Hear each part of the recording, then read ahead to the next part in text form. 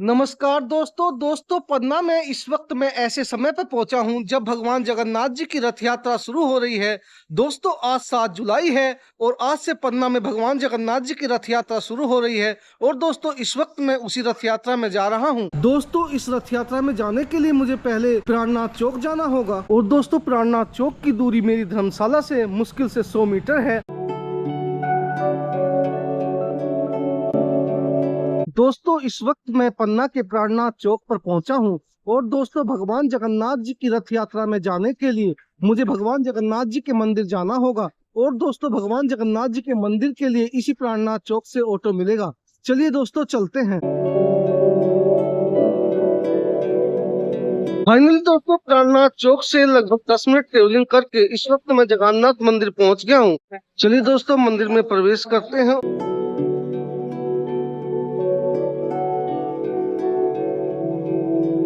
दोस्तों इस वक्त मैं इस श्री जगन्नाथ भगवान जी के मंदिर के मेन परिसर में हूँ।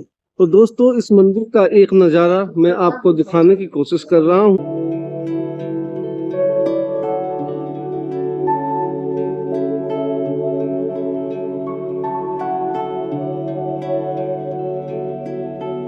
दोस्तों हमारे साथ में पन्ना के निवासी श्रीमान संदीप जी हैं जो दोस्तों आज हमें इस भगवान जगन्नाथ मंदिर के बारे में जानकारी दे रहे हैं। चलिए दोस्तों उनसे जानकारी लेते हैं। बहुत बहुत धन्यवाद। जय जगन्नाथ। मेरा नाम संदीप है और मैं पन्ना से हूँ। पन्ना मध्य प्रदेश ये हीरो की नगरी है और यहाँ के जो राजा थे वो बहुत ही धार्मिक प्रवृत्ति के थे। उन्होंने पन्ना में बहुत सारे मंदिरों का निर्माण करवाया। उनमें से ये भी एक मुख्य मंदिर है श्री जगन्नाथ जी का मंदिर। इसका निर्माण 1817 में प्रारंभ हुआ और फिर 20 वर्ष के बाद ये मंदिर बनकर तैयार हुआ। और यहाँ की जो रथ यात्रा की परंपरा है लगभग 178 वर्ष पुरानी है। अब आप समझ सकते हैं कि विश्व की ये सब दूसरी सबसे पुरानी रथ यात्रा है। आप पुरी के बाद कह सकते हैं कि पन्ना की रथ यात्रा सबसे पुरानी है जो कि प्रचलित है। इससे पहले बंगाल में भी चर्चा आई कि वहां भी एक रथ यात्रा है, लेकिन मतभेद रहे कई सारे। लेकिन जो भी है विश्व में कह सकते हैं 3 प्राचीन परंपरा जो परंपरागत रथ यात्रा महोत्सव चल रहे हैं उनमें से एक है। और जगन्नाथ जी के बारे में बताना चाहूंगा कि कलयुग के देव हैं। भगवान जगन्नाथ श्री राधा रानी और श्री कृष्ण के युगल स्वरूप के एकाकी रूप में पूजे जाते हैं। और महाभारत के बाद जब भगवान कृष्ण को बहेलिये ने बाण मारा तो जब उनकी मृत्यु हुई उसके बाद पांडवों ने जब उनके शरीर को जलाया तो उनका हृदय उसके बाद सुरक्षित रहा और वो सुरक्षित हृदय ही भगवान जगन्नाथ के विग्रह में सुरक्षित पाया जाता है और उसकी पूजा होती है। तो ये है जगन्नाथ जी के बारे में। और आज रथ यात्रा का पर्व है 7 जुलाई आषाढ़ कृष्ण द्वितीया के दिन ये रथ यात्रा महोत्सव प्रतिवर्ष मनाया जाता है। बहुत सारे श्रद्धालु यहाँ पर आते हैं और भगवान की इस पावन कार्यक्रम में सम्मिलित होकर धर्म लाभ उठाते हैं। रथ यात्रा 9 दिन चले 2.5 कोस, ये कहावत है बुंदेलखंड की, तो उस तर्ज पे होती है। और ये 3 दिन में चल करके पहले पड़ाव में पहले दिन पहुंचती है आज, फिर कल दूसरे पड़ाव में पहुंचेगी और परसों भगवान जब पहुंचेंगे तो उनका तिलक होगा जनकपुर। जनकपुर एक मंदिर है वहां पे भी, इसका निर्माण हरिवंश राय महाराज थे, उन्होंने करवाया था। रथ यात्रा जनकपुर में 4 दिन विश्राम करेगी और फिर उसके बाद 5वें दिन वहां से मतलब कह सकते हैं 7वें दिन वहां से वापस चलेगी और 3 दिन में ही वो वापस यहाँ पन्ना पहुंचती है। मतलब 3 दिन में पहुंचती है, 3 दिन में वापस आती है, 4 दिन विश्राम करती है। वैसे 3 दिन ही रुकती है, इस बार तिथि थोड़ा एक तिथि 2 दिन पड़ रही है, इस वजह से 4 दिन रुक रही है। अब ये प्राचीन किंवदंतियां हैं कि भगवान जाते हैं लक्ष्मी जी से रूठ के कि वो बीमारी से ठीक होके 15 दिन बाद जब उठते हैं तो भगवान इच्छा जताते हैं कि मुझे बहुत चटपटा खाने का मन कर रहा है। तो लक्ष्मी जी उनको मना करती हैं कि अभी तो आप ठीक हुए हैं, तो अभी इतनी जल्दी कैसे आपको कुछ चटपटा खाने को दिया जाए, कुछ इंतजार करिए। तो भगवान रुष्ट होके कहते हैं मैं दूसरी शादी करने जा रहा हूँ। तो भगवान रुष्ट होके लक्ष्मी जी से और चले जाते हैं। फिर वहां पर जाके उनका टीका होता है, मौसी का घर कहलाता है उनकी। जैसे गुंडीचा मंदिर है अपने पुरी में, वहां पर रथ यात्रा रुकती है, वैसे यहाँ जनकपुर में रुकती है, मौसी का घर है उनकी। तो वहां पे शादी नहीं होती उनकी, बस वो एक कह सकते हैं कि बस बहाना लेके जाते हैं कि शादी करके आऊंगा, डरा के लक्ष्मी जी को। और फिर लक्ष्मी जी जाती है उनको मनाने के लिए। वो तीसरे दिन जाती हैं जब रथ लौटते हैं उसके 1 दिन पहले, और उनके हाथ बांध के आती हैं कि तुम बिना मेरी अनुमति के कैसे आ गए। फिर उसके बाद भगवान अगले दिन वापस आते हैं। फिर यहाँ आके उनका संवाद होता है लक्ष्मी जी के साथ में। उसमें बताते हैं वो कि मैं शादी करने नहीं गया था, मैं केवल आपके लिए गहने बनवाने गया था। और वो गहने दिखाते हैं कि देखिए लेकर आए हैं। बुंदेलखंड में काफी अच्छा संवाद होता है और उसको लक्ष्मी मान परख एक संवाद है, ये इस नाम से जाना जाता है। तो वो भी काफी प्रचलित है। ये आखिरी दिन होता है। फिर उसके बाद एकादशी जिसे बोलते हैं देवशयनी एकादशी। देवशयनी एकादशी को भगवान सो जाते हैं। इसके बाद सारे मांगलिक कार्यक्रम बंद हो जाते हैं। विष्णु जी शयन कक्ष में प्रवेश कर जाते हैं और फिर शंकर जी कुछ महीनों तक अपना राजकाज संभालते हैं। और उसके बाद दिवाली के बाद आपको पता होगा देवोत्थान एकादशी होती है, तो फिर भगवान विष्णु फिर से जागते हैं और अपने कार्यक्रम मांगलिक कार्यक्रम शुरू हो जाते हैं। अभी दोस्तों भगवान जगन्नाथ जी के लिए 3 रथ निकाल दिए गए हैं, लेकिन दोस्तों अभी यह यात्रा निकलने में थोड़ा टाइम है। इस वक्त दोस्तों शाम के 5 बजे हैं और इस वक्त अभी जगन्नाथ स्वामी जी की यात्रा निकलने की तैयारी हो रही है और सभी श्रद्धालु इस मंदिर के परिसर में भगवान जी की यात्रा का इंतजार कर रहे हैं।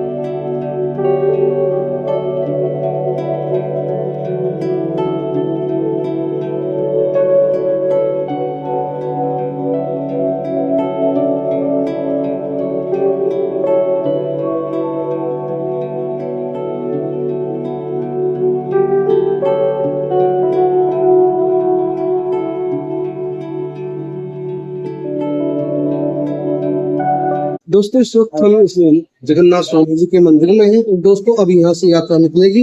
इस वक्त हम मुख्य परिसर में आपको भगवान जगन्नाथ स्वामी जी के दर्शन करा रहे हैं।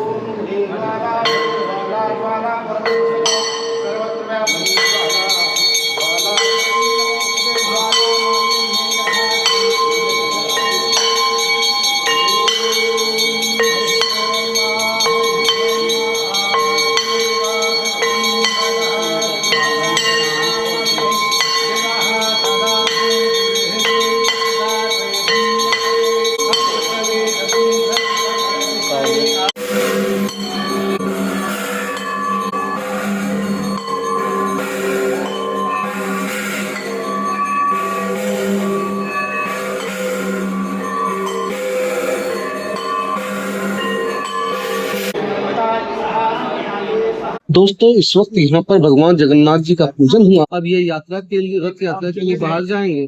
दोस्तों भगवान जी के पूजन के बाद इस वक्त रथ पर सवार होने के क्रम में सबसे पहले भगवान बलदाव जी रथ पर सवार होने के लिए जा रहे हैं।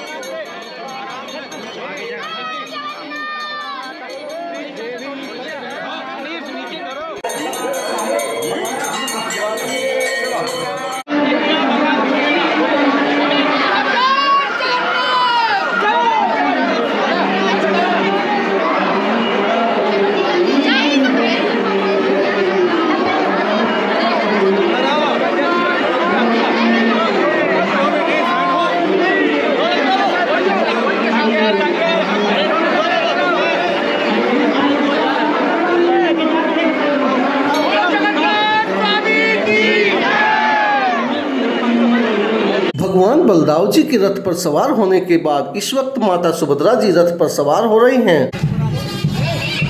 बोलिए सुभद्रा माता की। पहले वाले श्री बलदाव जी विराजमान हो गए हैं, दूसरे वाले रथ में श्री सुभद्रा बहन जी और जो तीसरे वाले रथ है दोस्तों उसमें अभी कुछ देर में भगवान जगन्नाथ जी विराजमान होंगे। बलदाव जी एवं सुभद्रा जी के विराजमान होने के बाद अब पारी है भगवान श्री जगन्नाथ जी की। और दोस्तों अंत में इस वक्त भगवान जगन्नाथ जी भी अपने रथ पर सवार हो रहे हैं। दोस्तों इस वक्त भगवान जगन्नाथ जी की महाआरती प्रारंभ हो गई है। दोस्तों इस वक्त भगवान जी को सलामी दी जा रही है।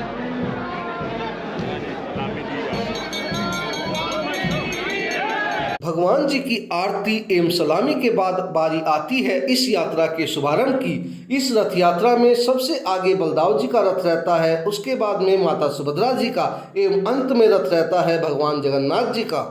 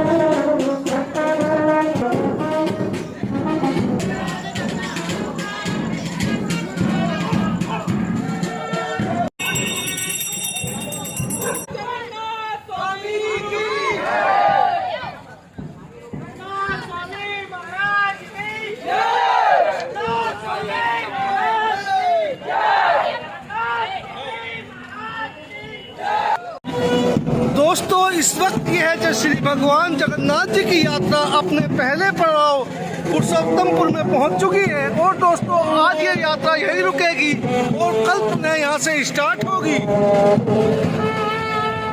देखिए अब रोड से कटकर इधर जा रही है दोस्तों ये यात्रा, यहीं पर रुकने का व्यवस्था है।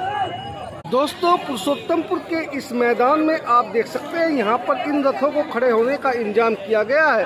अभी दोस्तों 2 रथ आ चुके हैं और भगवान जगन्नाथ जी का रथ भी आ रहा है। दोस्तों आज की ये हमारी श्री जगन्नाथ जी की रथ यात्रा अपने अंतिम पड़ाव में पहुंचकर इस वक्त पुरुषोत्तमपुर के इस मैदान में तीनों रथ एक साथ लाइन से खड़े हो गए हैं।